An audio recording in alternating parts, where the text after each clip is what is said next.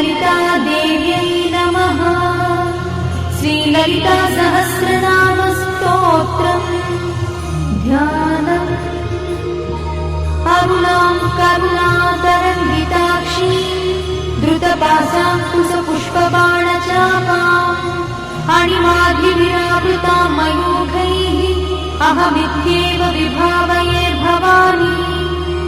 ध्यायेत् पद्मासनस्थां विकसितवदनां पद्मपत्रायताक्षी हेमाभां पीतवस्त्रां करकलितलसद्देव पद्माम्बराङ्गी सर्वालङ्कारयुक्तां सततमभयदां भक्तनन्दां भवानी।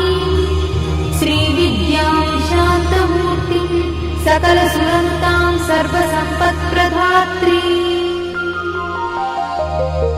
श्रीमाता श्री